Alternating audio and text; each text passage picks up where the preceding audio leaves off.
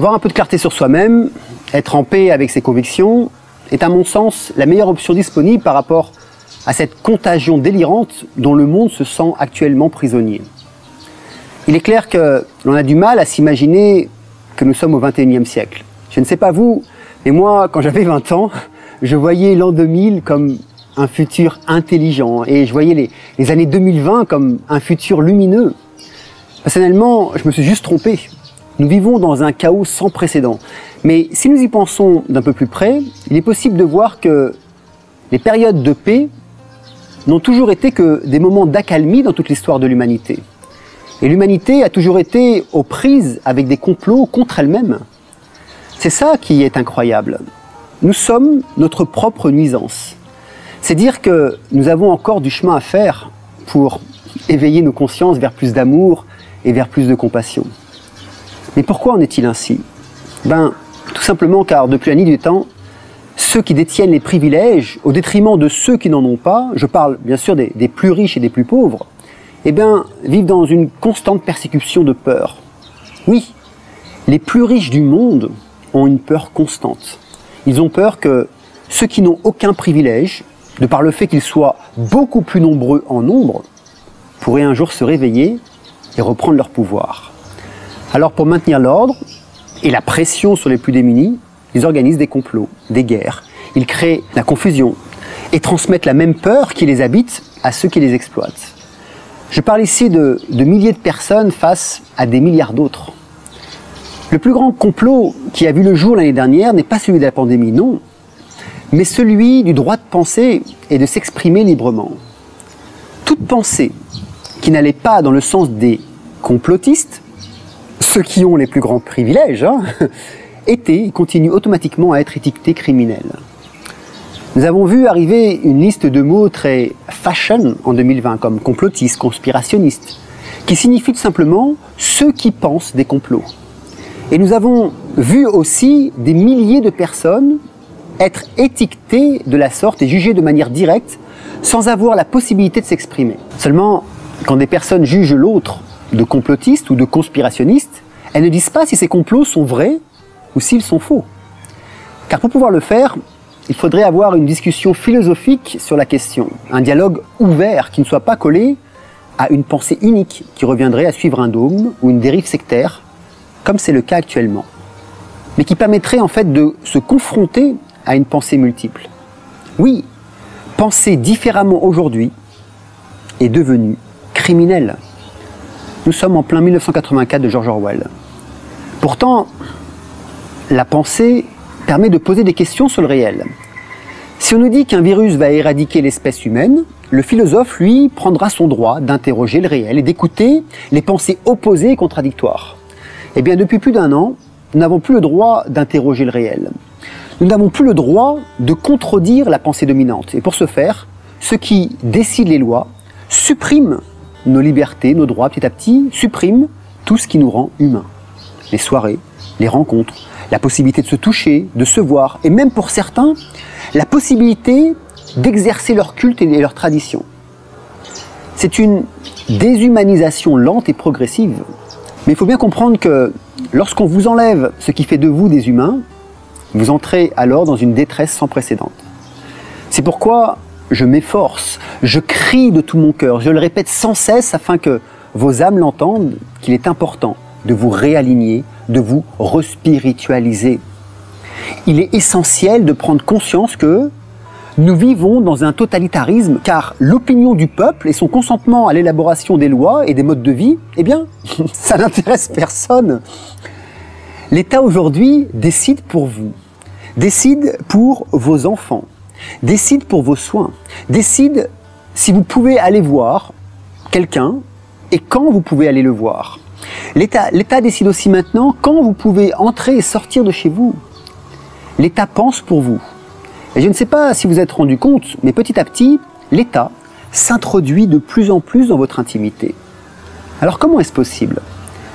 Tout d'abord, de tout temps, il y a eu de la manipulation de masse pour les raisons que je vous ai expliquées au début de cette vidéo concernant la peur des dirigeants.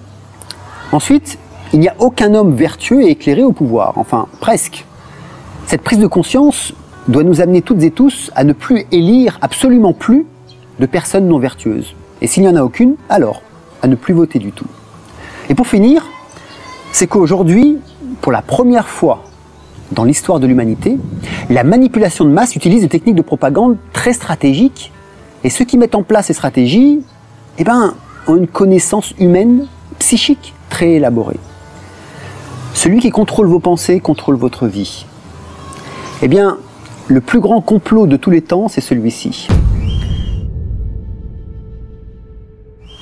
Faire semblant d'ignorer les sciences de l'esprit, les mépriser au service de la science moderne afin que le peuple soit ignorant et même les rejette. Montrer du doigt des sages, des êtres de lumière et les étiqueter de gourous, de personnes dangereuses. Ignorer les sciences et médecines parallèles aux yeux du grand public pour en silence étudier très profondément la psyché humaine, non pas pour faire évoluer la race humaine, mais pour mieux la contrôler et la manipuler. Voilà le plus grand complot du XXIe siècle. Déposséder les peuples de leur accès à l'analyse et à la pensée contradictoire. Les déposséder de leur accès à l'analyse de leurs émotions. Les déposséder de leur accès à l'observation de leurs pensées. Les déposséder de leur accès à l'évolution psychique en leur mettant entre les mains des applications et des objets qui hypnotisent le mental et par voie de cause à effet leur esprit, empêchant leur âme de se réaliser. Empêcher les gens de se poser des questions métaphysiques sur la vie humaine, leur propre vie humaine, par le management par la peur, la manipulation cognitive et la confusion, c'est tout simplement les empêcher d'entrer en communion avec leurs émotions les plus hautes, avec leur pouvoir psychique. Et pourtant, cette question métaphysique devrait être au cœur de la vie de 8 milliards d'êtres humains à chaque instant. Comme, c'est quoi la vie? Et d'ailleurs, que veut dire vivre? Est-ce que vivre, c'est survivre? En quoi ma vie doit-elle impérativement être liée aux décisions d'autres personnes étrangères à moi? Le choix de vie ou de mort sur notre propre personne, le choix de prendre des risques ou pas, est ce qui nous humanise. Le sacrifice consciemment choisi, pour des faits et gestes que nous avons décidés seuls, est ce qui nous humanise. Ce qui nous humanise, c'est d'apprendre non pas à vivre, mais à mourir. D'ailleurs, ma pratique méditative journalière depuis plus de 30 ans, Anapanasati, n'est qu'une méditation qui apprend à mourir. C'est ce qui me rend pleinement vivant d'avoir cette conscience quasi permanente de mon impermanence. Ce qui nous humanise, c'est d'apprendre à se confronter à la maladie, à la mort, à la séparation. Ce qui nous humanise, c'est l'accès à la tendresse, qui, je vous le rappelle, est l'action de pouvoir transmettre son amour le plus profond, principalement par le geste et aussi par les mots. Et il y a eu une attaque sans précédent depuis plus d'1 an sur la tendresse humaine. Ce qui nous humanise, c'est aussi la prise de risque de vivre une vie avec de nouvelles expériences. Jamais je ne me sens autant vivant que lorsque je suis à 5 mètres du sol en kite, ou à surfer sur une vague, ou encore à descendre en rappel une cascade de 100 mètres. Quand vous partez par exemple dans un pays inconnu, là encore, vous rappelez-vous comment vous vous sentez vivant? Rendre la vie sacrée, c'est ça. Savoir parfois se sacrifier en toute conscience. C'est-à-dire prendre un risque volontaire sur sa propre vie. Mais si nous devons éradiquer tous les risques de mort, alors nous n'allons plus travailler. Car la voiture, la moto, les trains sont dangereux. Ne voyageons plus car l'avion aussi est dangereux. Ne nous parlons plus les uns les autres car il y a des milliards de maladies qui se transmettent d'homme à homme. Ne fréquentons plus les animaux et supprimons de fait, de manière catégorique, l'alcool, la cigarette, mais aussi tout produit toxique. Vivre, c'est prendre des risques, non? Alors, pourquoi cette lutte infernale pour repousser la mort alors qu'elle est partie prenante de notre vie du quotidien, de notre respiration? Nous commençons à mourir le jour où nous sortons du ventre de notre mère. Personnellement, je ne vois qu'une seule réponse à cette question, l'ignorance.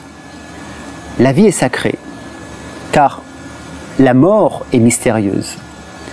Si nous vivions éternellement dans le même corps pendant 500 ans sur cette terre, nous nous ennuierions à mourir. La vie est sacrée, mais pas la survie. La vie est sacrée quand elle est vécue dans son ensemble, avec une vie spirituelle qui puisse mener la danse et qui je dirais, soit partie prenante de 80% de notre temps sans être bridée ou contrôlée. Avec aussi notre vie intellectuelle qui soit foisonnante sans être censurée ou commanditée. Avec notre vie émotionnelle qui a besoin de s'exprimer chaque jour pour que notre humanisme s'éveille un peu plus à chaque instant. Nous sommes bien loin de la simple vie biologique qui, comme le dit un slam de Grand Cœur Malade... Tais-toi et bouffe. Oui, tais-toi et bouffe. Voilà ce qu'on nous demande. Je dirais même plus, tais-toi, travaille et bouffe. Ce que nous devons et pouvons faire là maintenant et pour les 10 ou les 20 ou les 30 prochaines années, c'est commencer à nous unir. Mais pour ça, chacun d'entre nous doit d'abord affronter ses propres peurs et ses propres limitations. Car un changement de paradigme, c'est une révolution spirituelle. Et la première révolution que chacun doit faire est bel et bien à l'intérieur de soi. Il n'y a que lorsque vous serez clair avec votre philosophie de vie actuelle et future, que lorsque vous serez clair avec les principes constitutifs du système dans lequel vous vivez, que lorsque vous aurez découvert et touché vos limites, que vous pourrez enfin agir. Alors, je vous invite à élargir vos pensées. L'humanité a une histoire magnifique. Elle a aussi de grandes figures qui ont marqué l'histoire, des héros, des sages, des révolutionnaires, des clairvoyants. Prenez l'exemple sur eux, identifiez-vous à celui ou à celle qui vous porte le plus pour reprendre en main vos pensées, pour reprendre en main votre philosophie de vie, pour reprendre en main vos projections du futur, votre recherche spirituelle. Car je le répète, pendant toutes les années où les médias et les États ont méprisé les recherches sur le psychisme, vous faisant croire que c'était de la supercherie, ils se sont formés à ces facultés mentales pendant ce même temps. Ils les ont étudiées profondément pour les utiliser non pas à bon escient, comme certains d'entre nous le font, mais à mauvais escient, contre le peuple. Car oui, plus vous travaillez sur votre psychisme, plus vous développez des facultés particulières. En 2020, le champ de pensée collectif et individuel a fortement été restreint. Maladie, mort, contamination, peur. Je vous invite aujourd'hui à rouvrir ce champ, à ce qui vous rend humain, aux forces divines en vous, à vos qualités psychiques supérieures et à ne jamais, jamais les refermer. C'est ce qui vous rendra vraiment humain. Sinon, vous resterez à l'image d'une machine programmable à souhait. Alors, pour conclure, je vous pose une question hautement philosophique. Jusqu'où êtes-vous prêt à perdre votre humanité ?